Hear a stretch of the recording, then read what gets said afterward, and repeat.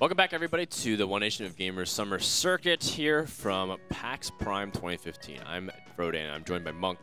We're going to be casting Trump versus Hoej coming up on the other end of Group B. We just saw Pavel take out Wafster, and now we're going to see if Hoej can do another upset over Trump here.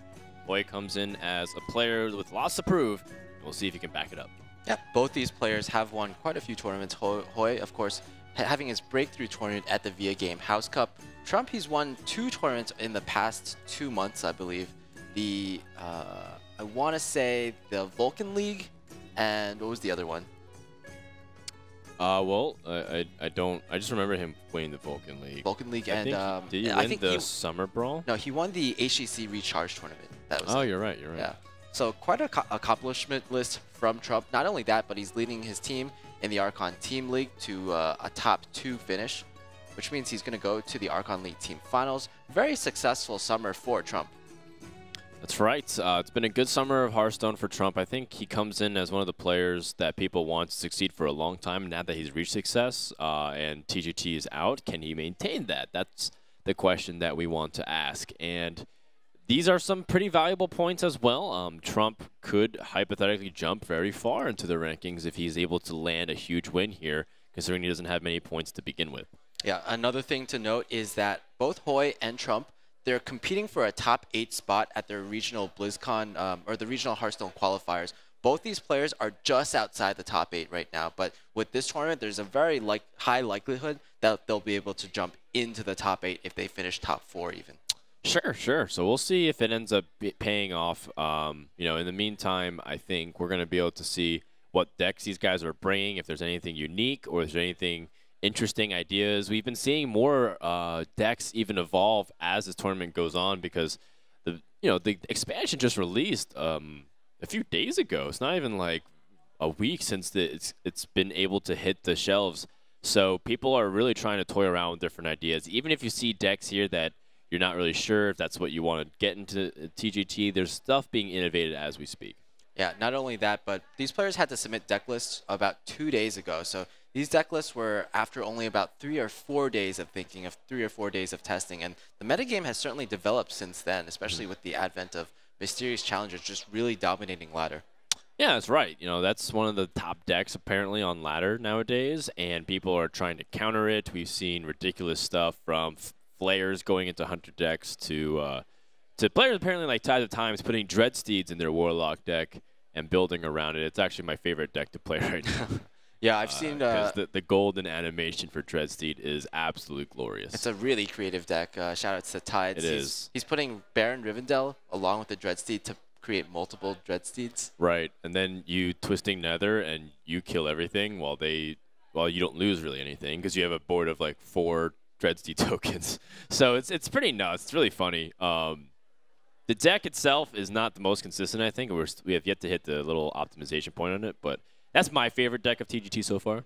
I know also some people are working on slow control rogues because Beneath the Grounds is a very interesting card, and if you can drag the game out and force draws through Cold Light Oracles, then maybe you can completely overwhelm your opponent as the game goes on through attrition. I'm not sure. By any chance, are those people that you're referring to, but do any of them go by the name of Hyped? No, it's not Hyped. Okay. Wow, someone's working on a rogue deck and it's not Hyped. Hyped's working on other rogue decks, of course, but I wouldn't try to spoil it on stream too much. Okay. Yeah. We're going to have a big surprise, maybe at the Archon League Team Finals. Maybe. It's still 2 weeks before we can figure it out, so that's plenty of time. Let's take a look at these guys' decks and see what these classes are available for this series between Hoej and Trump.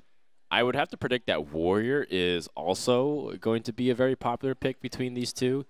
I would also anticipate that Hoej would bring a Paladin. He's been very fond of that class, even before TGT came out. But I guess he didn't choose to bring it. Trump did instead. Okay. Yep, Trump has been playing a lot of the mid-range Paladin on his stream lately, to mixed success. On the first day, it was pretty much most of what he played. And he, on that stream, he discovered that Murloc Knight was really good.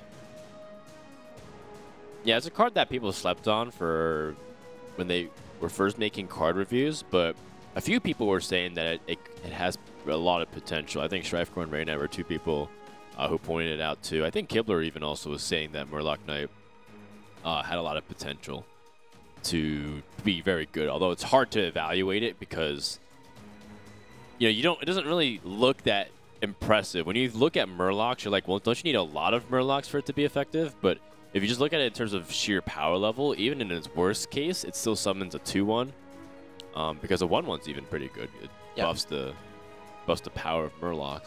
And then in the extreme examples, it's nuts. Yeah, for example, like even you can play it as a 6-drop or a 4-drop. It has that flexibility going with it as well. Ideally, as a 6-drop, it's really, really good, but the ability to just play it as a 4-drop just gives it even more power. Like if you're missing a 4-drop, for example, especially against aggressive decks, it actually it acts so well in so many ways. Right. It spreads it out effectively too, because you forget that it summons a 1/1 through the Paladin hero power. So for 6 mana, you get 4/5 plus on average a 2/1. So that's a 6/6, and that's not bad considering it spreads it out very effectively, and it's very hard to remove it. And then, of course, that's the average result.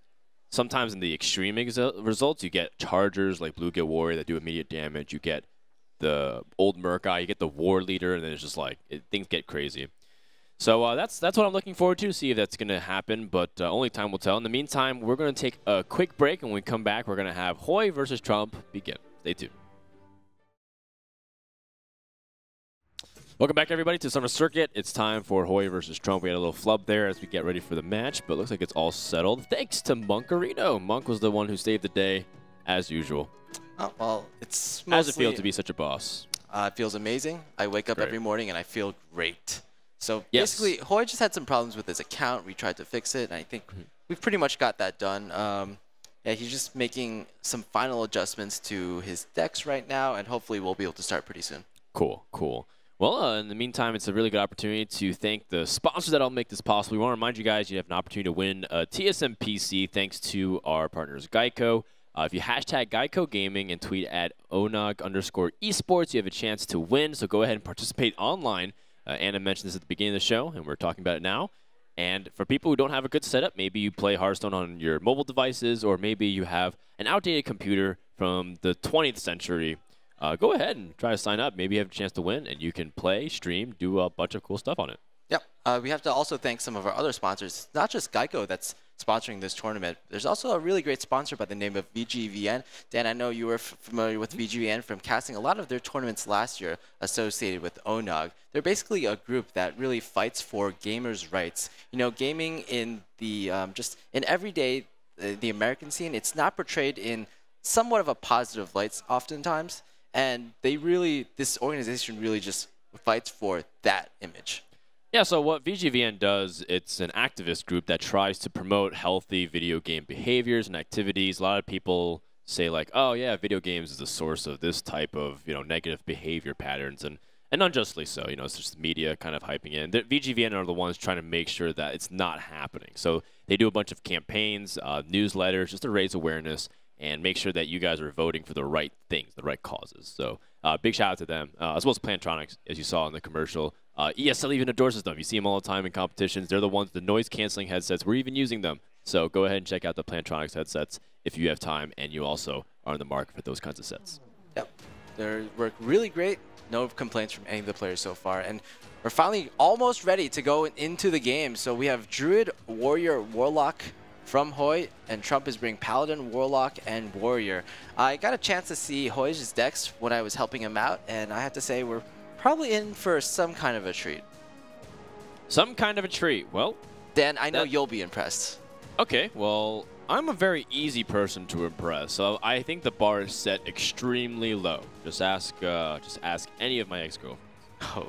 In this case, Hoej is a person that is willing to bring some surprises, and that's what caught my eye in the first place. He's a guy that's not afraid to push the meta a little bit. And that's what I like about him. Trump, in the meantime, he's a player who is very methodical. Slow and steady is what comes to mind when I think about Trump. He's a player that likes to make small tweaks. It's handlock 1.1, 1.2, 1.3, and finally he figures out a version that he likes and settles on it. So you can definitely bet that whatever he plays is something that's been thought out extensively. Yeah, I really like the way Trump really names his decks. I know it's a small thing, but whenever you check out a stream, whenever you see his deck list, they're all named like Handlock 5.3, Paladin 1.7. And basically, like you said, it just shows you the methodicalness of Trump, how he just tweaks every single thing that he can, and like how he actually uses stats and his own experience to make those small changes. He's really great at explaining his thought process behind that decision making, and you can really see that in his YouTube educational videos. What's also fascinating too is that Trump tends to disagree with a lot of the mainstream ideas until he's convinced himself, and even then he sometimes comes to a different conclusion. So whether it's matchups like, oh, this is actually good against this, or value in the cards, sometimes Trump finds value in things that people don't really care about as much. And that ends up translating well for both Arena and Constructed. So I'm looking forward to see if he's able to do the same thing with TGT cards. It's not just about, you know, celebrating Trump too much about what he's doing, but specifically our point is that I think Trump can bring something cool to the table. Looking forward towards Hoej also doing the same. Now, Hoej looks like he's going more for that control Dragon Warrior. And I love this pick for the tournament because I think Control Dragon Warrior is great not only against the players who are conservatively going with a Patron Warrior, but also because if you're trying to see what people are bringing, and some people might bring Handlock, Control Dragon Warrior is great against Handlock too. Yeah, Control Warrior, I've been playing, I think this is one of the most common decks you'll see on ladder these days simply because of the new dragons. And what I've noticed is that Control Warrior is just really strong, just generally, but it may have some weaknesses against Paladin. Mid-range Paladin it tends to be the common weakness of Control Warrior. It also might have some weaknesses against the new Shaman decks that are coming out. But if you don't expect a lot of Shaman decks to be in the scene, to be in this tournament, it's probably a really great pick. I cannot wait for the first person who's brave enough to just bring the Zeus Shaman. That is also one of my new favorite decks too. For people who don't know or have been unfortunate enough to not experience the gloriousness of Zeus Shaman. It's basically Shaman with a bunch of lightning, and it's awesome. Yeah, they added even more lightning in the new expansion. That's right. Elemental Destruction. It's at its core, though, it's still the same thing. You play Malygos, you play a bunch of spells and hit the face. But it's really fun. That said, Hoej, the reason why I think Control Dragon Warrior is effective against Handlock nowadays is because Handlock seems to be scaling. Well, it doesn't seem to have those things like Siphon Soul as good removal pieces. Instead, they rely on good board control in order to do it. And that's not always guaranteed against a deck that has easy removal, that has like executes and shield slams. So how do you deal with like Ysera nowadays? You still have to silence it, and then there's more dragon threats in the mid game that you have to deal with as well. Yeah, I just really wonder how like the addition of dragons really affects this matchup. On one hand, dragons are overall stronger than the typical Control Warrior threats. You do have Ysera Alexstrasza. Variant is also a new addition to TGT. Right. On the other hand, though, I've seen a lot of dragon decks cut a lot of the essential cards that we typically expect in Control Warrior that are good against Handlock. Those cards being even one Execute, possibly even a BGH. All valid concerns. Although one of the marks of being able to win this matchup is not necessarily lining up the removal, but how you deal with things if you don't have them. So for example, can you use these Fiery War Axes effectively to either remove the board or push for a win? Sometimes Fiery War Axe is just 6 damage to your opponent. In this case, you can use Fiery War Axe and even remove a Mountain Giant, but at the same time, it messes up your mana curve. So there's some choices here for Hoej in terms of how he wants to deal with this first Mountain Giant threat. Yeah.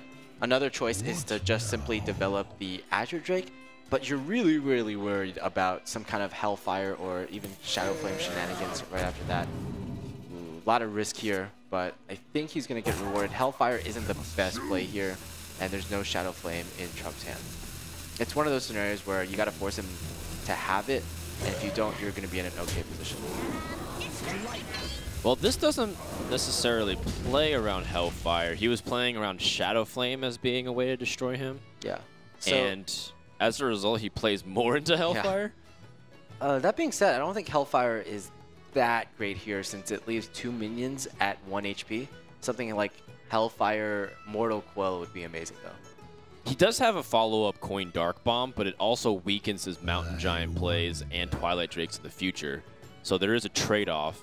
by doing so, you dump 3 cards, and you only gain 1 the next turn, so the Mountain Giant's going to cost 6. That does give you enough to play it on the next turn, but that's assuming everything goes fine and dandy and your opponent's not just threatening another mid-range creature onto the board. Also, you have to keep in account that because it's Dragon, there's a lot of ways for them to gain easy tempo through cards like Blackwing Corruptor. Yeah, I think this matchup is just really different these days because of the more mid-range creatures of the Dragon Control Warrior, like the Blackwing Technician and the Twilight Guardian. You can, like, pre-TGT, basically what happened was the Warrior just didn't play any threats at all at this point in the game, whereas now Trump he actually has to deal with all these creatures on the board. Yeah. Yeah, definitely. And again, another really awkward position for Hoej. Does he choose to remove these giants, or does he choose to develop, in which case, once again, it has potential to backfire? Yeah, just a little unfortunate for Hoej. He hasn't drawn into those executes, those BGHs, those shield slams. But as we kind of like theorized before, he might be running fewer of those than normally in a Dragon, or than in a typical Control Warrior. So he has a few options. He can play an Azure Drake, try to fish for something like execute, shield slam, and maybe that can help boost his board. And if in the worst case he just trades into the Mountain Giant, that's fine. Another option that I don't really like was Brawl, but I think Brawl is really important for the stages where he has Molten Giants and it's getting out of control because you just have too much on the board to deal with. So I think saving the Brawl in this case would have been better. Trump feels pressure enough to kind of take a trade there, which unfortunately means that he'll be in range of Death Spite. I think this is pretty huge, actually. If you look at it, the fact is Hoej has not used any of his shield slams or executes at all in the early game, and has still been able to relatively stabilize the board by using Death Spite here and killing off the Mountain Giant. And also he has some really key cards like the Gromosh to be able to threaten lethal and actually back it up. Because a lot of the times, Warlock can only play so scared for so long, and then they just have to be like, okay, well, screw it. I'm just going to go ahead and force you to have that card to win. And then Warrior's like, oh, wait, I don't have Gromosh. It's only a 1 card in my deck, so I just don't have it. It's in the bottom 5 cards. Yeah. And so the fact that Hoej actually has it will be really powerful because you could follow up with some of these threats. Yeah, it also all depends on how you want to play this matchup. I've heard from famous Control Warrior players like Fibonacci himself that you actually never want to attack the Warlock. Like, basically don't make Rom an issue, just make him be uncomfortable with playing Molten Giants, and you're going to be fairly successful. Unfortunately, it's like less threats because he doesn't. You don't have to waste removal that way. Yeah, unfortunately, Trump has been really good about tapping. He's been tapping and playing big threats every single turn, and you can see how that's working out for him. Well, this is a turn where he's introduced with that opportunity once again. He could play Dr. Boom on curve, which is really powerful, but his opponent hasn't used any executes. So this would be the turn where he plays a Dr. Boom, his opponent whirlwinds with the Death Spite and executes, very simple. Or he can tap and play Twilight Drake and try to get maximum value and bait out some of that removal again. Yeah, if he just plays the Twilight Drake, it would be a first where we see Mountain, Mountain, Twilight Drake, Twilight Drake. That's played in powerful. succession. However, the mana efficiency is also what's very appealing about Dr. Boom, because it only gets clunkier the longer you wait. Because then if you play on turn 8, you're floating 1 more mana, you need to Mortal Coil something to be efficient, and then you lose 2 mana overall. Yeah, what's also somewhat appealing... Okay, never mind. I was going to say, because he probably has Draxus in this deck, he might be more willing to play on curve if he saves like the coin in an earlier turn, for example. But now we see Brawl can be... this is the first instance where Brawl might be good. And if a Boombot survives, then Hoej is in a pretty good position, having dealt with 5 of the major big threats in Trump's deck. Absolutely. Just needs one of the Boombots to survive, and it does. A pretty big moment here for Hoej.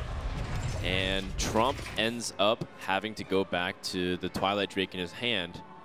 And he does have some Doomguard burst, too. That's important to note. Handlock's often underestimated with what it can do, damage potential-wise. So having that Doomguard as opposed to, say, a Dread Infernal or whatever other demons you want to put in nowadays, I think that's going to be pretty important as well. So now that is the 5th threat, and Hoej can deal with this fairly easily, I would say. If you just attack the Drake, it'll deal quite a bit of damage to it, so it becomes more of a mid-range creature. And then even playing something like a Shield Maiden or going for a shield block here is pretty good. Right now, Hoej can basically use his weapons to just clear off the rest of the board, and a lot of the minions that Trump will play in those following turns. That's amazing. It's amazing, but it's slightly off mana-wise because he can't Shield Slam and play Shield Maiden. So if he armor up Shield Slam, he's floating a little bit of mana, and he'd have to get partways with the Death Bite because it's only 8 armor to hit the Drake. So this ends up being slightly awkward, and once more in a position that tends to favor Trump a little bit. What Hoej is hoping is that Trump will somehow trade his Twilight Drake into the Shield Maiden so he can kill it off with basically his weapon yet again. The alternative is that he leaves the Shield Maiden alive, and then Hoej can just Shield Slam it on the next turn. Trump's introduced with some interesting choices too. He can use the Shield Maiden, or he can try to remove the Shield Maiden through like hitting with the Twilight Drake and then the Boombot, so he gets a Boombot guaranteed damage to face and not overkill it. He also can use Defender of Argus to try to get an easy kill and make the Boombot be more of a nuisance. That gives him flexibility to hide something behind these taunts as well. Almost out of time. Also can Mortal Coil if he wants to preserve the Boombot and still be a nuisance. Those are also options.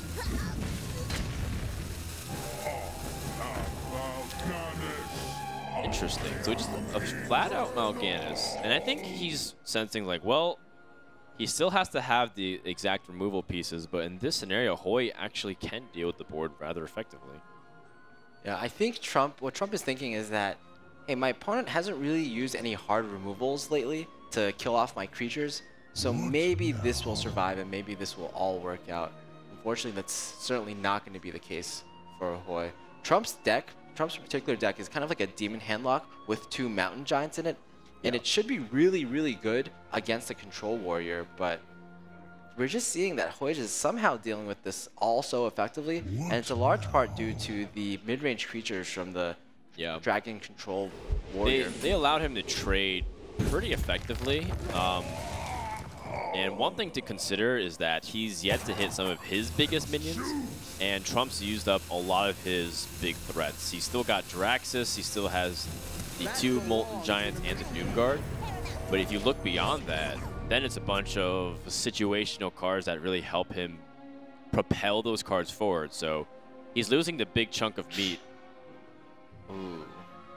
That was actually a really interesting play from Hoej. He's playing Harrison Jones when he knows almost for certain that Trump runs Jiraxxus because of that Mal'Ganis that was in Trump's hands or on the board the previous turn. So he just really wants to put more pressure on Trump, which... Yeah, he wants to threaten lethal. I'm not too sure about, since it seems to be pretty easy for Trump to either taunt up or just straight up remove these minions. That 4/4 Twilight Drake straight up challenges the 5/4 Harrison Jones, for example.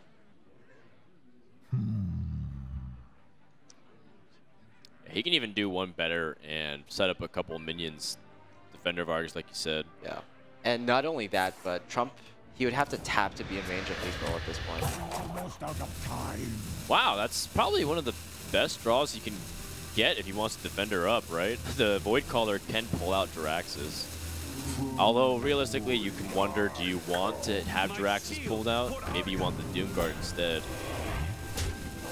One thing that is nice in the back of Trump's mind is his opponent has used Brawl. The likelihood of him playing second Brawl isn't out of the question, but it's unlikely that he has it drawn. Yeah, especially in these new Dragon Control Warriors, typically only 1 Brawl is used, since the 2 Brawl is mainly attack against Patron Warrior, and Dragon Control Warrior is generally stronger than Control Warrior against Patron Warrior because of the standard Chill Mauls, the standard Twilight Guardian, so you might not need as much tech help against patrons in that department.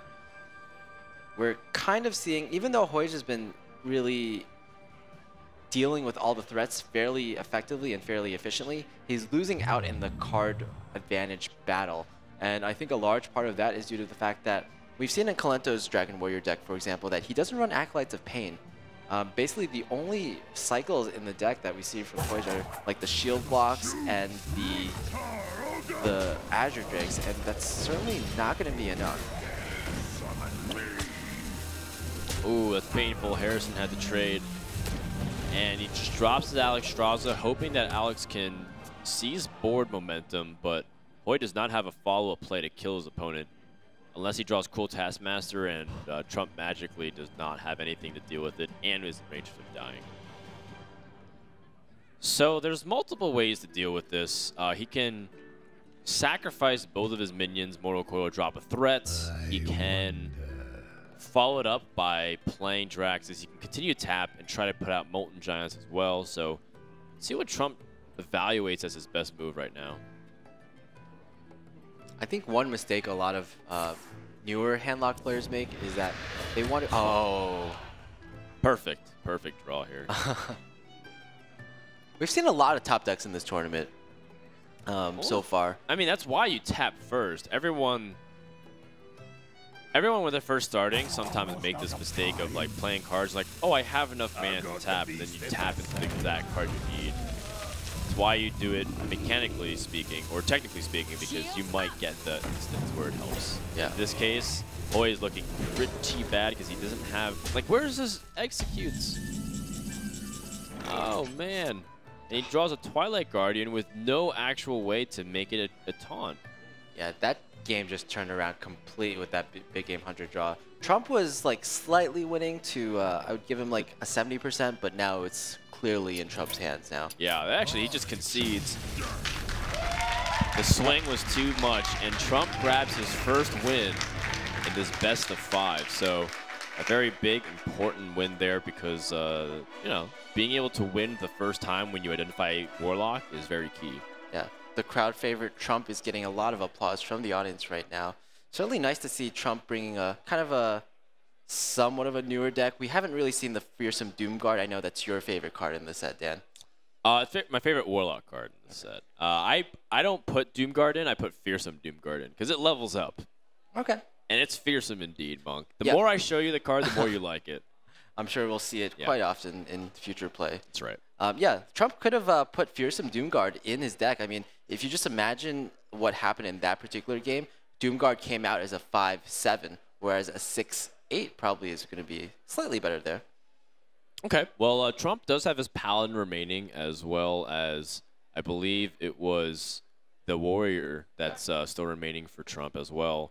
And I don't know if Trump's going to bring a Patron Warrior or he's going to bring more of the same Dragon Warrior that we've seen. I personally like it. I think Hoej got a little unfortunate drawing his early game Fiery War Axes and never finding the place to use them. I think Trump also had the God start. He had 2 Twilight Drakes, 2 Mountain Giants. His opponent had 0 executes or shield slams early on. Yeah, so it felt like the stars were aligned for Trump to have maximum value. And that's where the mayor likes it best. It's just overall, I felt like the hero power really carried Trump in the previous game, being able to consistently draw cards every single turn.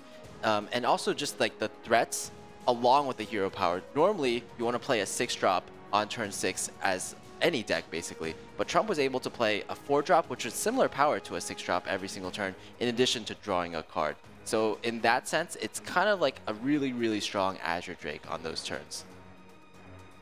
All right, well, what will Hoej go with next? Against, if you assume that it's a mid-range Paladin and you assume that it's going to be a Dragon Warrior, what would you go with? Go with Druid. Oh, weird. We're going to have a good old Druid mirror. So you would think that Druid would be good against Warrior. Wait, maybe Druid? I thought Trump had a Paladin and a Warrior remaining. He won with Warlock, so Trump apparently has somehow thrown in a Druid into the mix. That's interesting. Maybe the classes are a bit off? Yeah, we may have displayed the classes incorrectly. Our apologies there. But Trump does have the Shade of Naxxramas, so you know that implies it's more of a mid-rangey approach. If he was playing a defensive ramp Druid, he'd probably have no early game 3-drops outside of some tech stuff like Big Game Hunter and Mind Control tech. Yeah, that makes it a little unfortunate. We were expecting seeing maybe some newer decks, but it's going to be a good old-fashioned Druid mirror. I know it's my favorite matchup, Dan. It's actually Monk's least favorite matchup. Don't be fooled, everyone, by his sarcasm. Monk told me that he hates Druid versus Druid with a passion. Yeah. Well, I think it's mainly that like it's kind of like the same thing every time, and the game almost gets decided before, like the game gets decided on turns 1 through 3 in a lot of games.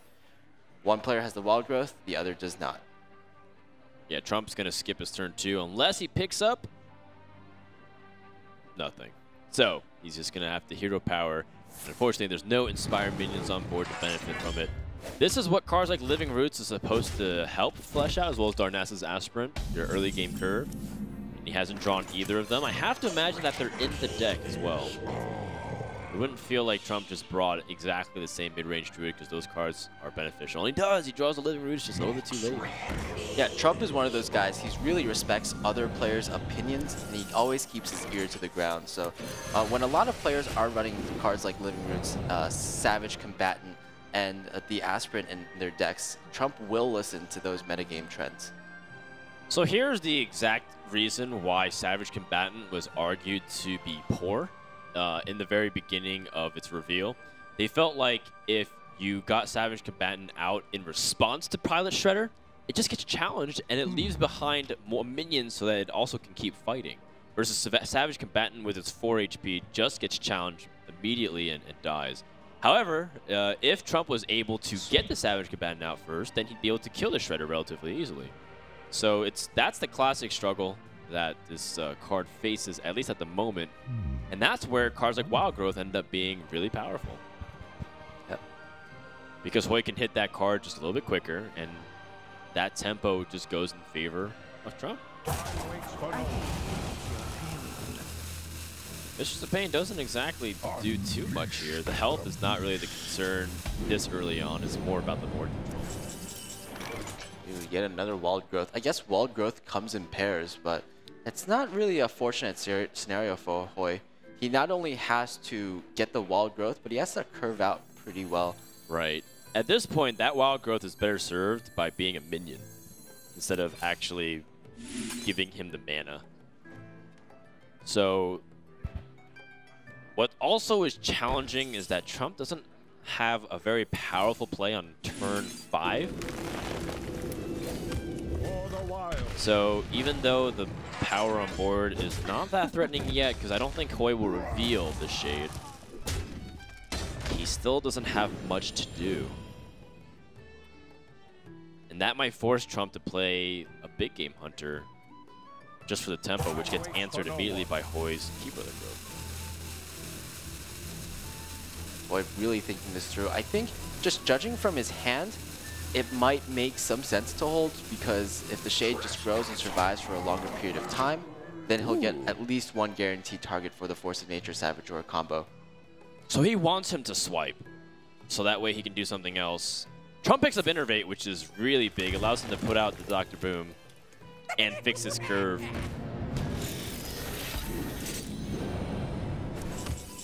And Innervate for Hoej. This is one of the situational things that we always talk about. What if you draw Wild Growth, but you never hit anything into your curve that allows you to effectively capitalize onto it? That is a potential drawback of this card. Because you put it in your deck, sometimes you draw it and it's not useful. Yeah, that's why I have seen some players, because the Aspirant is now out, they've actually cut one Wild Growth, which seems ridiculous to me, but I guess the logic is sound there. You really don't want to draw into your second Wild Growth, for example. And just even in the beginning of Hearthstone, when players were just figuring out that Wild Growth is good, players like Admirable played only one Wild Growth in their decks, just because of the same reason you don't want to draw a second Wild Growth ever in kind of the mid-range part of the game. Hoej opts to silence one of the boom bots and instead forces his opponent to be able to answer his own Shade of Naxxramas. And the boom bot takes out the Mistress of Pain, which only means a couple of targets remain. Very easy for Trump to play his Emperor Thaurissan and force his opponent to respond. Or he can use the Force of Nature this turn and keep his Dr. Boom relatively healthy, which I might be okay with that as well. Yeah. I think just getting the Emperor out when you have the Force of Nature already inherent is just so amazing. Yep. Not only that, but if your opponent top decks a BGH on the next turn, you're going to be pretty sad about that. Sure, sure. 18 damage available right now for Hoej, as he has the full combo with Force of Nature, Savage Roar. This does not feel good. No. I think you just play Sylvanas. But then you don't have anything to control the state of the board. That really stinks. Yeah. The problem is Sylvanas will essentially be a vanilla 5/5, perhaps with taunt, because you expect the Emperor to trade into it. Yeah. Do you think he'll combo clear here? Or do you think he'll just simply try to bite the bullet and just let the board clear? Okay, so with this play, he gets a little more board control, and eventually he'll be able to place his Sylvanas into something big. That's his hope, at least. So he thinks. He is also ahead in the life count. He can pick up a second Force of Nature if he has it, but he's given up a lot. And he's also foregoing development on the board in order to remove. Trump picks up Swipe, but doesn't need to use it just yet. He still has his Azure Drake. And he can use the Living Roots to remove this with 3 damage plus a hero power. So Trump is back in the lead on board.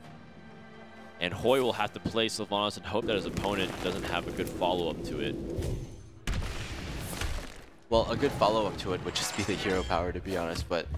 Well, I mean, he doesn't have a big minion to follow up on it. Like, what could happen is he could have, like, Ancient of Lore for 7, and then, like, a couple of situational cards that doesn't do anything. This might change a few things. The thing is, you're not really getting any effects from the minions that you play on 6. Sylvanas will just get traded into. Emperor, like, you really don't care that much about reducing this type of hand. It can be useful if you want to pick up something the following turn. So if Sylvanas gets reduced to 5 mana and you pick up Pilot Shredder or Keeper of the Grove, it can help you fight back.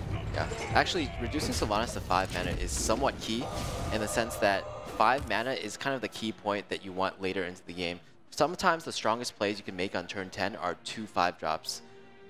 Firebat, for example, after he won BlizzCon, his first tournament was DreamHack, and in that tournament, he played around 7 5-drops just to maximize the chances that he could do that. Well, I was assuming the metagame was slow enough to get to that point. That was also the tournament where he played the Pandarium Broodmaster plus the BGH. Right. Good times. I have no time. Sylvanas comes down on the board to try to complicate things, but Trump just has to pick up a Savage Roar, and it's a quick 2-0 for him. He has 14 damage at the moment, 15 with the hero power. Not enough with the Druid of the Claw, but he can use the Druid of the Claw defensively and force Sylvanas into a complicated trade situation while pushing for damage and leveraging that in order to win the game. So in this case, if Trump wants to be aggressive, he has to put Druid of the Claw in taunt mode and then Big Game Hunter on the board to try to push for lethal, which I wouldn't be opposed to, because then whatever Sylvanas steals, if she can steal something, is pretty much the same. It's like a 4-attack minion with low health. I wonder. What Trump does have to be worried about is some kind of Wrath play, because that could just be devastating. If Sylvanas runs into the Druid of the Claw, then Hoej can hero power down the Druid of the Claw and Wrath his own Sylvanas to guarantee to steal something pretty huge. But then, again, the worst thing that he steals, or the best thing that he can steal is the Azure Drake. Maybe even the Pilot Shredder. Depends on how you view it. But I really like this aggressive play that he's taken. It feels like the best percentage to just win next turn. Yeah. So in order for this to backfire, Hoej needs to exactly have the Wrath, and not only that, but he's going to spend 4 mana in order to do that play. So only has 6 other mana to kind of fight off the board in some other fashion. So he needs a Wrath plus a Swipe, for example, a Wrath plus a Force of Nature, or a Wrath plus a Taunt. Oh, this is interesting. That's kind of like Wrath. So you can Savage Roar, kill the Druid of the Claw, and then Big Game Hunter your own Sylvanas to steal something. I've seen this type of play before on 6oh's Twitter. Yeah, so you can kill the Big Game Hunter while doing this too. But the problem is there's another Force of Nature following this up. So if your opponent has any damage existing, then you still lose. So stealing any target is okay, but the unfortunate truth is if his opponent had any single damage to follow this up, the game is over. So this should determine that Trump is the winner. Even though Hoej made a pretty cool play at the very final moments, like Trump's going to take this, despite the fact that he felt behind early from that wild growth from Hoej. Yeah, it's not only that you have to have the wild growth, but at the same time, you have to have something that complements the wild growth going onto your future turns. So it's not always as clear-cut as I like to make it seem. And Trump is just going to go for the top deck play. Yeah. Kind of make it look like, oh, look, I drew exactly the card to kill you. So who says you can't come back from an early wild growth in the Druid mirrors? Well, I guess That's not me anymore. That's right. Well, I think a couple of things determined that. Both those players hit some awkward draws in the middle of the game. Hoej had nothing to do on a few turns. He drew his Innervate and Wild Growth after he already got that ramp, so that's not what you really want to see. And then on Trump's side, he got that Innervate Dr. Boom at a very crucial turn when he had nothing on turn 5. So even though Hoej got a little bit lucky in the early game, Trump got lucky where it counted the most and ended up being able to capitalize on it and identified the correct plays to be able to press for the lethal. Very strong play from both players. Trump ended up getting the better of him that one, and now he's up 2-0. Yeah, it's often said that Druid is one of the easier decks to pilot, but as we can see in that particular game, there were some key decisions that both players had to make, and it wasn't always so clear-cut. Well, Trump's down to his Warrior, and it seems like he's not bringing the Paladin. We had that mixed up there. In fact, both players, they have the same exact 3 classes. Now, I think that's pretty indicative of the classes that you feel like be the most refined. I think even though Paladin is great right now, it's not close to being optimized, and there's a lot of room for error considering that the decks are not very fleshed out yet. And then you look at decks like Shaman that everyone's still experimenting with, and Dragon Priest isn't the most reliable deck compared to Dragon Warrior. So I think Druid, Warlock, and Warrior shouldn't surprise anybody as the top 3 classes for consistency and conquest right now. Yeah, now that we've seen all 8 players' classes, we can kind of show you guys that Warrior was picked 8 out of 8 times, whether it was Patron Warrior or Control Warrior. I was talking to some of the players yesterday, and a lot of the players, they joked around and agreed that the 2 best decks in the metagame right now are number 1, Patron Warrior, and number 2, Control Warrior in some fashion. It's like the good old days of Warlock being good with both a control and a fast variant. I don't really think other classes had that. I think maybe Mid-Range Hunter was considered slower, but it's still generally fast against other decks because you would still win by turn 7 or 8 if you could hit with the High Main and Kill Command. But that does end up being the case. What makes the class sometimes even stronger at the very top is that if you guess incorrectly for the first time you play against it, that could be a costly mistake. If you throw away cards that you need in the mulligans, or if even some playstyle errors because you're not sure what to do early on. Yeah, it matters a bit more in Zoo versus Handlock since they're such polar opposites. We can see that hurting Hoej early on in his first game because he kept a Fiery War Axe, which he kind of expected Trump to maybe bring Zoo. In Patron versus Control Warrior, though, it's not so clear-cut. I mean, sometimes you might want to keep a silence against against an Acolyte, for example, against the Patron Warriors. Whereas a lot of these new Dragon Control Warriors, they actually don't bring Acolytes of Pain into their deck. It's a very good point. And this is something that you touched upon. Like, for example, one against Warrior is pretty clear. You still want Harrison Jones either way. Doesn't really matter if it's a Patron Warrior or if it's one that's really defensive and takes its time. Hoej puts away that Keeper of the Grove, and people might think, well, don't you want that against early game options like silencing the Acolyte? But you have to realize that you want to play very aggressive as the Druid. You want a Wild Growth into your Pilot Shredder, into your Harrison or whatever 5-drop, then followed up with more aggression. So I like that choice from Hoej, able to clearly identify what he needs to win against Warrior. Yeah. Harrison Jones, Wild Growth, 2 of the best cards you could hope for in your opening hand. But again, Hoej, he might run into the same problems that he ran into in the previous game, where even though he got the Wild Growth, that very important Wild Growth on turn 2, he still has to have follow-ups. And whoa, Justicar Trueheart in Warrior. That's the first time I've seen that. So that is a pretty strong indication that Trump is not running Dragons. He's running more of a standard Control Warrior. Justicar Trueheart is a card that buffs your original hero power to generally double it. So Warrior gets 4 health, Priest restores 4 health. Druid does 2 damage, gain 2 armor. But, you know, poor hunters, they only get 3 damage with their hero Oh power. no. The horror and travesty. I only can hit face for 3 every turn. And now we're seeing that exact same problem from Hoej. He's missing his 4-drop. Yep. He has the hero power. And if he had Keeper of the Grove, he would have to Keeper to Trump's face very aggressively. And Trump gets a little bit of breathing room, because if your opponent hit a 4-drop, you'd be sweating a little bit. But Trump can take this time now and save his coin. Because now he can answer whatever he puts out with, you know, a series of defensive drops. Yeah, Sludge Belcher and then Fire War Axe clean up whatever. Yeah, unfortunately, the coin is going to be locked out from Trump here. And even if he had the coin, I think he would probably not be too happy about throwing a Sludge Belcher into a Lotheb. Yeah, it's a good point. But anything that he's going to do on turn 5 is going to potentially be awkward. He's going to have to hope that his opponent plays something and then use Sylvanas to answer it. Yep. Setting up for a preemptive attack here. He knows that he'll probably play the Sludge Belcher next turn. That belongs in a museum. And therefore, he'll need to put some damage on the Lotheb. Yeah. Hoej going with a tempo play here. He had to curve out. There's no other choice. Usually you want to go for a Death Spite.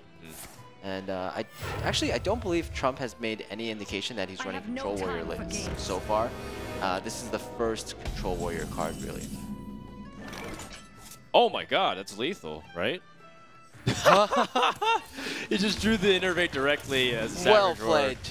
I mean, this is a very tough matchup. This is probably one of the more one-sided matchups you'll see in Hearthstone prior to TGT, but Trump just got destroyed by a Druid picking up exactly the combination of cards he needed. Wow. I was expecting more of a Dragon Control Warrior from Trump, and I was hoping we'd get to see the Dragon Control Warrior versus Druid matchup, but we got a good old-fashioned Druid beatdown from Hoej. This is people list some of the most one-sided matchups in the game. Freeze Mage versus Control Warrior, but Control Warrior also has one of its weakest matchups too against Druid. And for a good reason. You can see why. Druid was really aggressive. You can't really stop it. You're using your own, health as a resource early on, and Druid can continue to get that tempo. So, a nice try, but it wasn't gonna happen anytime soon. Especially with the draw Trump had. He had like all of his big heavy minions and nothing else. Yeah, quite unfortunate. Trump. I think, again, with the Dragon Control Warrior, he probably would have done slightly better, because one of the weaknesses of Warrior, and one of the reasons that Warrior struggles against Druid, is that they don't really have the mid-range creatures in order to combat the Druid's mid-range creatures. Like things like the Blackwing Corruptor, things like the Blackwing Technician, and especially the Twilight Guardian would have helped Trump a lot in dealing with those threats. Now, the clash that I want to see is the Control Warrior versus the Dragon Warrior, because I want to see which is better in a heads-up match. I would have to imagine Control Warrior is slightly better because it's a little bit slower, and if it can deal with the mid-range creatures efficiently, it can win. Although, for the very same reasons, that might be an opportunity for Hoej to win, because if you can be aggressive and your opponent doesn't draw well, then you can curve out to a very powerful, easy victory. Okay, this is a new matchup that I'm pretty excited to see. Dragon Control Warrior versus Standard Control Warrior. Which one is the best? Do you have any theories about what cards could make the difference? So I think the mid-range dragons are the key to the victory here. A lot of them are able to survive the weapons. So if you have a Twilight Guardian, it doesn't die to Deathbite. It can protect the Blackwing Corruptor, and those things can get high value by picking off the Sludge Belchers effectively with weapons too. Because the key in a lot of Control Warrior matchups in the past was two things: who can be more aggressive while following it up. The second was, can you use the small things to make a big difference, like a Fiery War Axe, or you use your Armor Smiths and Acolytes correctly, because those don't really have inherent value against big threats. Like, what is Armor Smith going to really do in this matchup? Not that much. Yeah, exactly. I think in this matchup, the Dragon Control Warrior almost acts like the Druid in the Druid versus Control Warrior matchup. It's the one that's running all those mid-range creatures, and it's the one that can be more aggressive in the mid-game.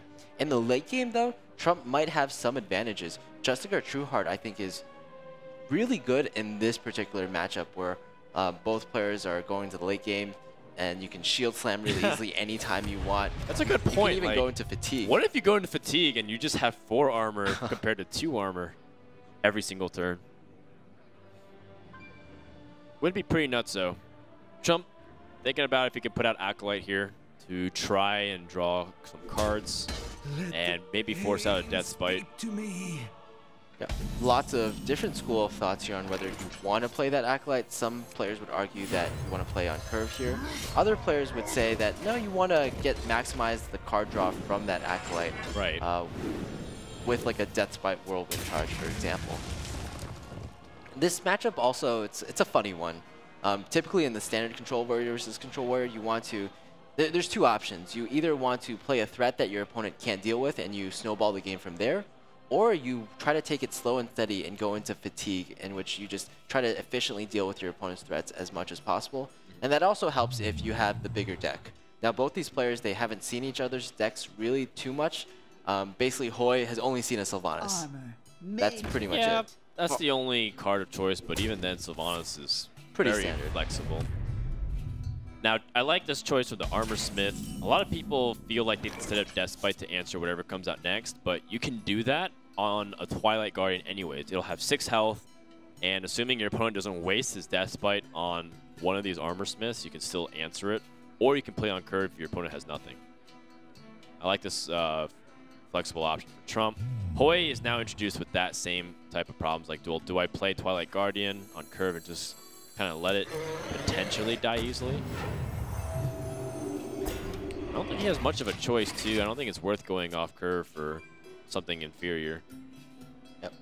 Hoej is kind of predicting Trump's turn 5 play, which will be a Sludge Belcher, and he's saying that I need to keep this Death Spite just for that. Usually Armor Smith behind a Sludge Belcher is really, really good. But in this matchup, probably not so much, especially if Trump also has a Justicar True Heart. I don't think armor is going to be an issue for either of these players. You think Trump will play the Sludge Belcher or go for removal with the Death Spite? Well, you see the answer here. I mean, it's not set yet. The thing about Death Spite is that for next turn, you can potentially kill whatever 5-drop comes out, and then you have the Emperor Thorson. So that's what I like the most about this play. It's preemptive for the following turn, which helps you curve that much better. Because you can notice a big gap in Trump's mana, which is 5, 6, blank, 8, 9, 10. So you can all of a sudden make it much smoother that way. One problem I have with this play, though, is that both Armor Smiths are down to 1 HP. So if Trump wants to kill this Azure Drake that might be coming down, then he kills his own Armor Smith. Exactly, exactly.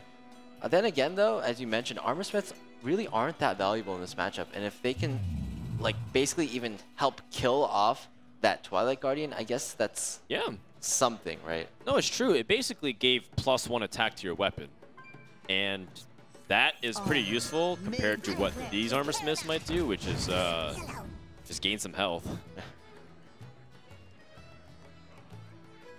So I have to imagine that Trump still wants to drop the Emperor Thorson, although the Sludge Belcher, because the Sludge Belcher doesn't really accomplish anything. If you think about it, it just draws out the Death Spite. Yeah. Both plays would essentially cede tempo to your opponent, although you already are kind of losing slightly in tempo. Right. I have to agree with you. If you can get an Emperor out, then you might as well go for it. It's very rare that your opponent can't deal with an Emperor Thorson.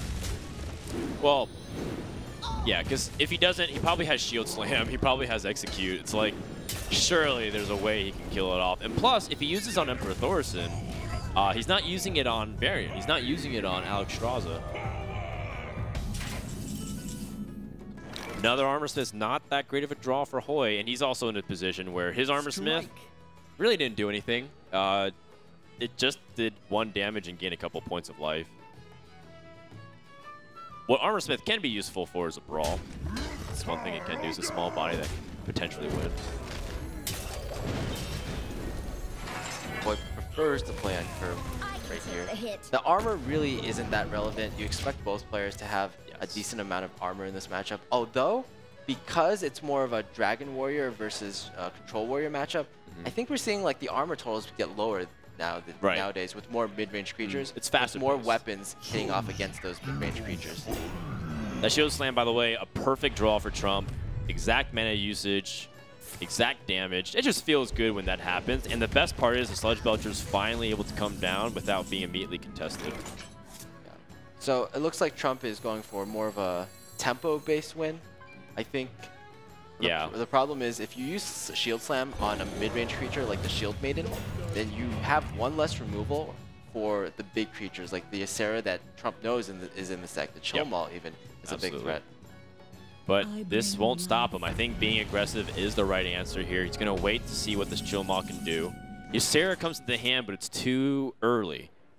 He's going to play the Azure Drake instead. And what the Ysera does allow him to do is play Chill Maul a little bit more aggressively because the Azure Drake would have to come down otherwise, and then he doesn't have the Death Rattle effect. He wants to Azure Drake and then Shield Slam the Alexstrasza after the draw, but I think he's evaluating if maybe he should do something else instead, but I feel like Drake's the best option here. I'm not actually sure if the Ysera being drawn is amazing here. The question is, do you actually want the Death Rattle from the Chill Maul? Well, you can play Ysera first and then kill the Chill Maul. Unless you're saying that you're worried that your opponent will kill it first. Yeah, exactly. If your opponent somehow kills off this Chill Maul, then the Azure Drake will suddenly be down to 1 health. Although, I guess Trump, although he is playing Control Warrior, so he has probably the Cruel Taskmaster in his deck as well. So that's definitely an issue for Hoej to consider. Another key draw from Hoej is that Brawl. It's going to be really important against the Variant that will inevitably come down. Yeah, now one thing that's really funny about Variant is that if he plays it, then a realistic chance is that Chill Maul might help clear everything. Chill Maul replaced Baron Geddon in a lot of the decks that Control Warrior would. If you think about what the Dragon Warrior does in contrast to Control Warrior, is that the Dragons basically took place of a lot of the big legendary minions that you normally see, except they have better synergy across the board for holding mechanics. So I like Chill Maul a lot. I think it's actually one of my favorite dragons of the entire set.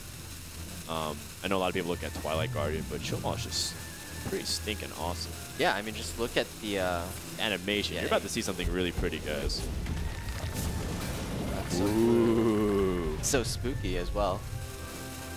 Yeah.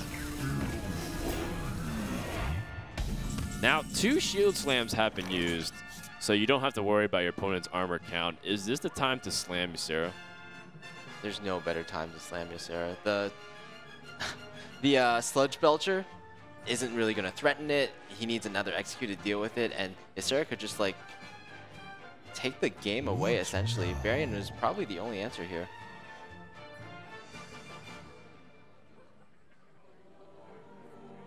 The other option to Ysera is to play it slow, use the mid-range minions like Blackwing Technician, Fiery War Axe.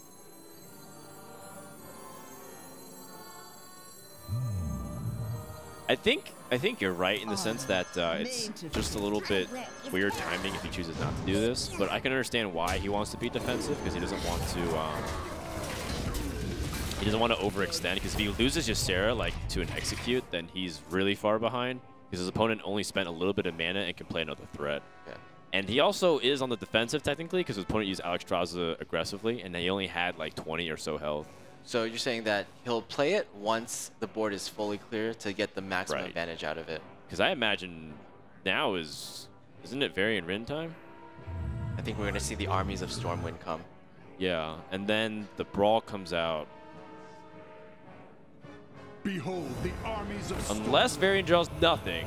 If he just draws like execute weapon. Oh. Oh, that's terrible. And he drew a 3rd card as a weapon. Those are Looks like probably the worst cards you could draw. And this is one of the reasons Variant, I think, isn't as good in Control Warrior. In the more a Dragon Control Warrior type, you basically don't have these kind of cards. You don't have Cruel Taskmasters, no Armor Smiths, you just have bombs. no Acolytes even. Yeah, your worst creature that you could get on the board is Alexstrasza's Champion. And after that, it's the Blackwing Technician. So those are certainly a lot better than these 2/2s we have on the board right now. What's funny is that I don't know if this even warrants really a Brawl. It's like these are so pitifully weak that you can save Brawl. Then again, the variant is a little threatening there. It represents quite a bit of damage, and It's true, but it's like you're effectively brawling just to kill one minion. yeah, Because you can use a weapon here to clear off 2 of these. I think there's. I guess you can play Ysera now. This is interesting. 7. He also used both cool Taskmasters, so he can't actually use the Gromosh activation. Yeah, exactly. That's actually really important for Hoej to know that no Cruel Taskmasters are remaining in the deck. So Oh my goodness, that's such a big draw for Trump. Now he can execute, set up a Gromosh potential finish here. yeah, not only that, but the dream card that Hoej got isn't really that amazing. Nightmare doesn't really help you get back into the game. He would have preferred like the Emerald Drake, for instance, which happens to be a dragon, by the way. Yeah, that's another thing for Dragon Synergy. Ysera can draw more dragons. The Nightmare does allow him to trade with Varian Rin, though. That is helpful. Hoej does have cards to play the following turn with shield blocks, but that only fills out the curve, and that might prevent him from playing a legitimate threat if he picks up his other big dragons like Alexstrasza. I think Trump's also evaluating like what his opponent can do. Can he deny him the 2-turn lethal? Trump's going ham. Okay, not so ham. Okay. Yeah, that was less than I thought, but I think he wants the cool Taskmaster to represent more damage, even though he could have gone Deathbite to the face as well. Yeah, slight misplay with giving Hoej 1 more armor, but nothing too big.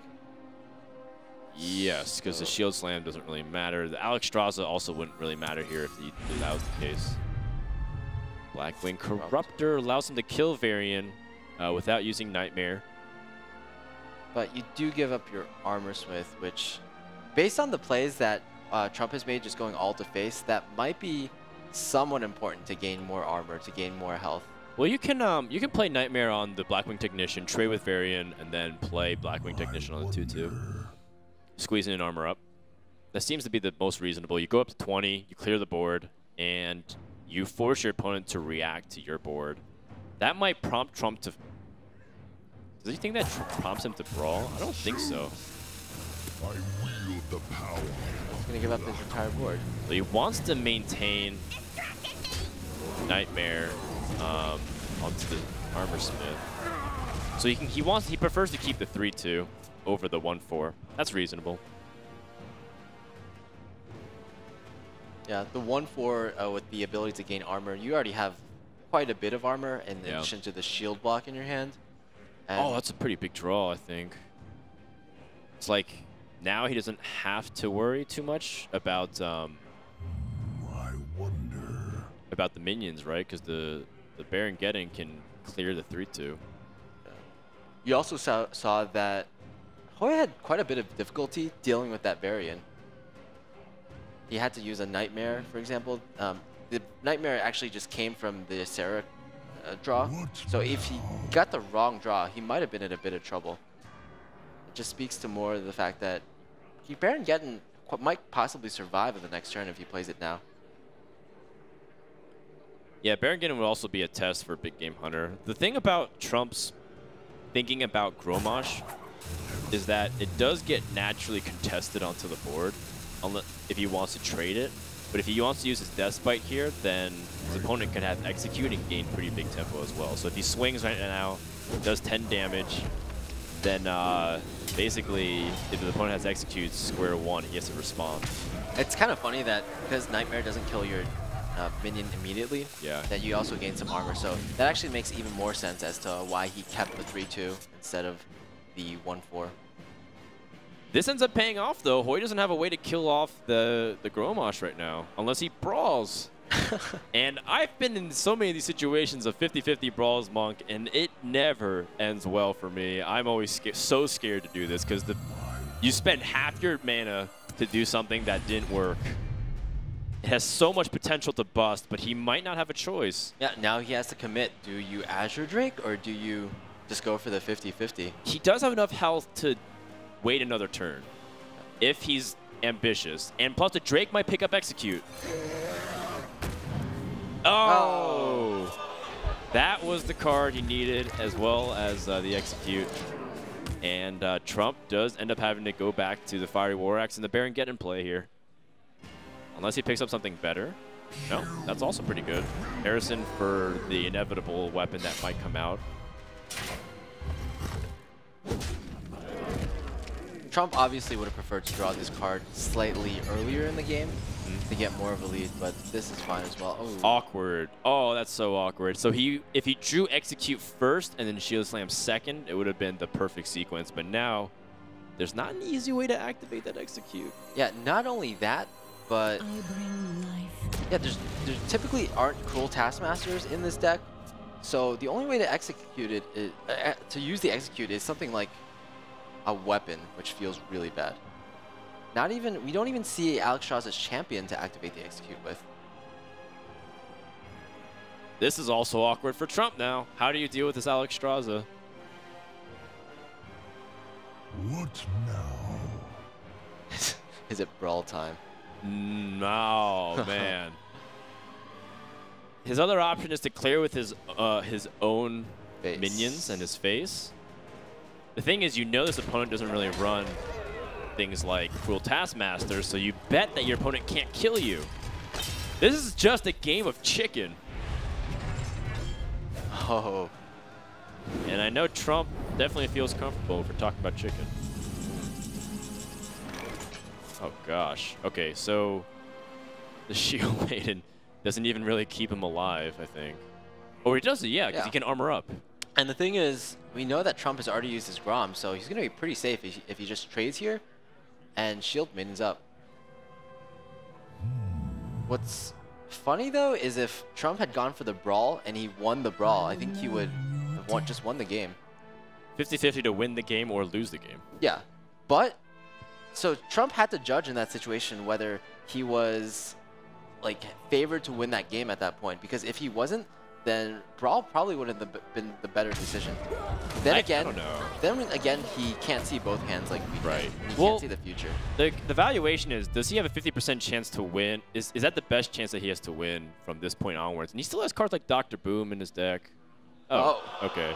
Well, he still has cards like this, but he still also has a few other bombs. And I think the density of his deck might be better than Hoej, because Hoej still has to hit some of his mid-range minions. Yeah, remember, Justicar like Trueheart is also in the deck. You're right. That's also another threat. Yeah, one disadvantage of Hoej's deck also when he's top decking is that a lot of his cards require dragons in his hand to become like use their full effect. This is going to be a key brawl here. Yep, this is the key brawl. If a Boombot survives, or even better yet, his Shield Maiden. All right, so the average result happens. Twilight Guardian, I mean, anybody helps. But if Trump draws a Justicar Trueheart, that's going to be great too. Dan, you're on fire today. Come on, there's only like 5 cards left, guys. Trump still also has removal, so I think his last few cards are things like his executes. His executes and his other Sludge Belcher. Great sequencing on Trump's end. People sometimes forget that when you get a new hero power, you can use it even if you've used your hero power before that. Yep. Now, Trump has his own brawl to the Dr. Boom. This is starting to get really antsy, where the points of damage early on do matter. They're about the same time fatigue.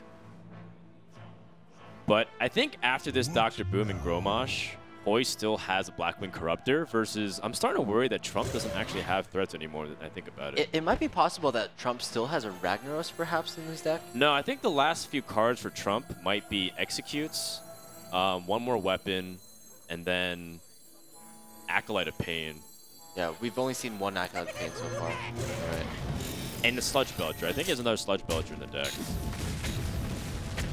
No, that was pretty bad, Boombot. He wanted to eliminate it, not have to use the Execute here. There's actually quite a bit of merit to executing here. There is, but I think he still knows that there's mid-range minions inside the deck here. Oh, there's that Acolyte. I don't even know if Trump wants to play this at that. Do you want to Acolyte just to brawl and give yourself another chance to win? That would be a use, but I think at this point, because Trump has the improved hero power, he can even just space tank the Dr. Boom, and it wouldn't be that bad. Just after 2 turns of armoring up, he would regain that health back. But Trump goes for the way more risky play. There's a 25% chance this can go all wrong as long as Dr. Boom dies. Oh. And the Twilight Guardian survives, so in the end, a pretty average result for Trump. 5 cards to 6 right now. Yes. Hoej is in the lead for fatigue if it comes to that. Yes. Then again, the hero power from Trump is twice as good. Yeah, it actually it negates completely the attack of the Twilight Guardian and makes it even on both accounts. Which is really funny because sometimes what determines the outcome in the mirror match is that you have 1 point of damage like the Acolyte. Sylvanas' draw is pretty big. Hoej still has things like the Blackwing Corruptors and the Alex Strauss' charge. Hoej has to consider whether he actually wants to give Trump more cards at this point. You can see him hovering over both the decks, seeing that Trump is 1 behind or 1 ahead in some ways for fatigue. He has 1 fewer card left in his deck, and if he goes for this is like a really key decision actually. If he gives Trump too many cards, then Trump might be able to survive Hoej's onslaught of Sylvanas and Grom. But he has to weigh if Trump holding the execute now, or is he giving him the execute to deal with the minions and then play his own threat. He's wondering, what cards have I seen? What cards haven't I seen? And going for Grom right now as a threat to push for the game is the correct choice because Trump doesn't have a way to deal with it. So Hoej makes the right assumption. Is Sylvanas going to be drawn here? It is. Sylvanas is a really big draw. Trump also could draw execute too. Hey, we're 3 for 3 today. Yeah, it's true. Oh, Shield Maiden instead.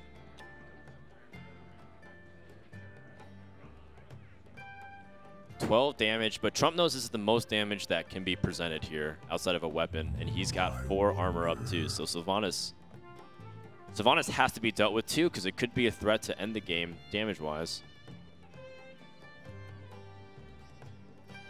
Trump will go up to 9 armor, so 21 effective HP. That's certainly going to be enough. Hoej is not going to run cards like Ragnarok, so that's certainly not going to be enough burst. Absolutely. No weapon.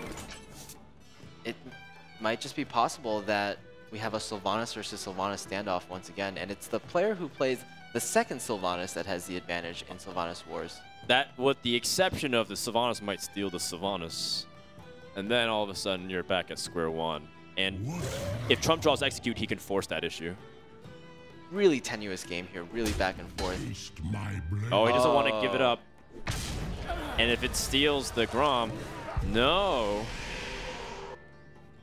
I still think that's okay, though. Yeah, Trump can actually just fire Horax the Grom. Right. Take 10 because he has that amazing hero power. The Justicar True Heart is so crazy here. And I think it's so appropriate that the armor up got renamed to Tank Up. That's exactly what it is. Because it is. Look, you can just absorb so much damage. Look at Grom. He's just there trying to challenge, but he's just gonna die to a Fire War Exit. You know, when I first heard about this Justicar True Heart in Warrior, I didn't think too much of it because I think in the long game, like, you want a tempo instead of just being able to survive a lot. But I didn't consider that you could really leverage your health that much when you're facing off with Fire War Axe. Whoa. No, I think that almost settles it here because the problem is Hoej's last cards are Blackwing Corruptor. And he also has, like, Alex Strauss' charge, and that all gets challenged by forward. I've got the beast in my sight. And Hoej, does he have his own Big Game Hunter left too? It's possible, but then again, we're not really sure if he even runs that card. Oh, yes he does. Dan. Well, I mean, this game's gone on for a long time, and I've kind of lost track of what's being played. And he's just going to get out-muscled here. Out of cards. He can Harrison Jones and then stop it. He doesn't really care about drawing the last card. In fact, Trump can be 2 cards ahead of Fatigue because of his hero power. Oh. Ysera, I was not expecting Ysera at all. Trump going for a fusion here, and he is so greedy. That's why he plays Varian Rin, because he knows he can drop Ysera out of here. Wow. You know, back in the fight nights when Trump and I were on team, he was always the guy who's like, no, I'm going to put in one more threat than my opponent. Yeah. And that's why he had Saren Last and card's Deathwing all his cards. There it is. The execute that we've been waiting for. Yeah. Good lord, this has been very close, but maybe not as close as we thought it was, because given that Trump had these many threats, I knew that he had a high density. Harrison just a little bit late to the party. I think Hoej, the story of Hoej's game here, just a little bit too late on a lot of accounts here. Harrison will try to come down. Trump will start taking fatigue damage, but there really isn't even an answer to Ysera here.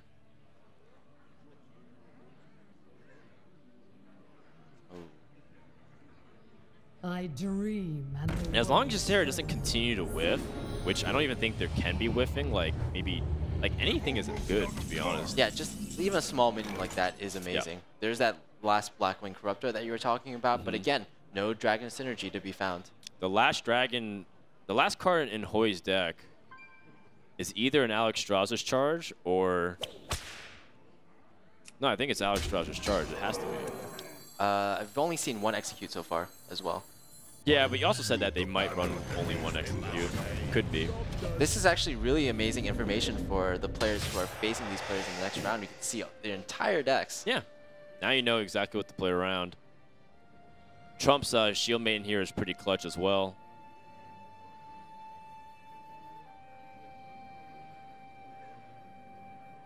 Play Shield Maiden and the Laughing Sister, right? Or do you just armor up because you can take it slow? I like just... Well, the issue is if Hoej's last card is a Brawl, you still might lose. Oh, that's true. So I actually kind of like not committing here. Okay, fair enough. It's really important whether Trump has like really kept track of what Hoej has played so far. That Muldrik's pretty nasty considering his opponent played Big Game Hunter. So Fiery War Fiery War Axe. And Hoej can remove the board, but that's literally it. He has to either hope his opponent takes too much fatigue damage, because he might just die to the backswing. He also has to hope that both these dream cards are... Oh, he's actually going to the base here. Yeah, that's his best chance of winning, because he can use the Fire War Axe's burn. Okay, interesting. So with this play, he has to hope that there are... No, there's not enough damage for Trump to kill, and so Trump has to trade as a result. If Ysera Awakens or Nightmare is one of the dream cards that Trump would immediately win, but that's not the case. But this should seal it, because Trump wins next turn. On his next turn, Ysera Awakens is just icing on the cake, and Hoej fought a valiant battle, but looks like game 4 will go to Trump, and he will go to the winner's match. Yeah. Very well played by Trump. Just probably the best game so far in the entire tournament. This awesome Control Warrior mirror, although it might not even be a mirror these days. Well, there were dragons on both sides, but Trump ends up victorious for now. Hoej is not out just yet, but he does have one more chance in the lower match. Trump will stay on the stage, I believe, to play up against Pavo, which will be coming up in just a few minutes. Well done, Trump, and well done to Hoej. I think it was a very good series. Yeah, both players, they brought quite interesting decks, both with like the new warrior archetypes. Trump is showing that you don't really have to put dragons in your deck or just a lot of dragon synergy cards. Good old school Control Warrior still has a lot of fighting power. Absolutely. And in fact, it might even be better in certain scenarios. I think this is where you can really see that Warrior's starting to grow in a lot of diversity, because the play style is somewhat similar, but you definitely saw that Hoej was trying to be more aggressive throughout the game, even though Trump had the opportunities, right? He had the Emperor Thorson into the right curve of legendaries to try to pressure his opponent, and Hoej had to draw his removal, but unfortunately, things like Big Game Hunter were on the bottom of his deck, Harrison Jones, bottom of his deck, and he just was not able to effectively use them. Yeah, even though Trump, he got a really bad variant, 2 Cruel Taskmasters, right? Yeah, the worst that was he could terrible. hope for. Yeah, even though he was unlucky in that circumstance, he still like drew into just the right threats, just the right curve, and also he really showed off the power of Justicar Trueheart, just really demonstrating how it can be really good just with leveraging your life total in addition to the weapons that you have, you can afford to hit something for 10 attack, right? Lose 10 of your health, just gain it back in 2 turns. All right, well, we're done with the first 2 matches of the day. We still have a few more, but for now, we're going to head over to Anna, who has something cool for us.